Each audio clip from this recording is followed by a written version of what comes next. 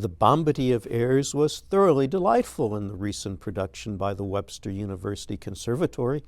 If you aren't familiar with that show, the name probably rings a bell but leaves you puzzled. The website Bomb-itty.com calls the Bomb-itty of Errors an ad-raptation. It is a hip-hop version of the Comedy of Errors. 5 collaborators have transposed Shakespeare's play to a contemporary setting, replacing the original iambic pentameter with the rhymes and rhythms of hip-hop. As far as I'm concerned, one good adaptation deserves another.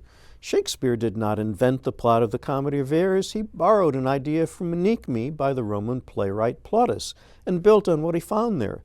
So did the creators of the Bomb-itty of Errors, Jordan Allen Dutton, Jason Catalano, Gregory J. Kayum, Eric Weiner, and Jeffrey Kayum. As in the original, the principal characters are 2 sets of identical twins who were separated at birth. A twin from one set is raised along with a twin from the other set in 2 different cities, Syracuse and Ephesus. When the ones from Syracuse make their way to Ephesus, mistaken identities are the source of great fun. The Bomb-itty team modernized Shakespeare in several clever ways. All the twins have one mother, eliminating master-servant relationships that make no sense in the modern world. The separation of the twins results not from a shipwreck, but from adoptions necessitated by economic distress. The backstory is told in a prologue rather than a trial scene. These changes are all for the good. What hasn't changed from Shakespeare is all good, too. I am less versed in hip-hop than I am in Shakespeare, so I can't comment on the modern influences on the script as knowledgeably as Meg Plunkett did in the Webster program and her dramaturge notes on the golden age of hip-hop. What I can say is that the Webster performances dazzled me. The rhythmic precision, the joyfulness, the physicality, the depth of characterization, and the total involvement of the cast were enthralling. The 4 leads in alphabetical order were Johnny Brasino as Antipholus of Syracuse, Noah Cornwell as Dromio of Ephesus, Bryce Miller as Dromio of Syracuse, and Quinn Spivey as Antipholus of Ephesus.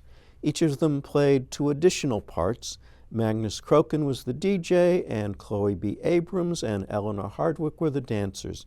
The show had an enlivening look and feel thanks to Edward Tashara's scenic design, Ben Rogers' costumes, Gerry Kowarsky's lighting, Maddie Herwig's sound, and Meredith Schultz's wigs and makeup.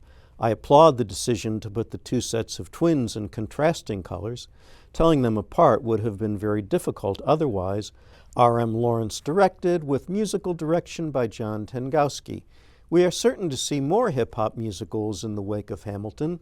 The Bomb-itty cast is ready for them. Yeah, they are, and that's a good point. And the director of this, who has done a number of shows of this kind, apparently, so I'm glad Webster was able to bring him in as a guest director to work with the students on that. But a fun show, so let's hear some of the hip-hop. Enough rough stuff to make your mind start spinning. Listen up close so you can grab an earful. Some parts will make it cheerful, some will make it tearful. Don't be fearful, y'all, it's no drama, see. Is it a tragedy? Nah. Is it a comedy? Well, it's a new style. It's whatever we want to be. So welcome, welcome, welcome to the Bomb-itty!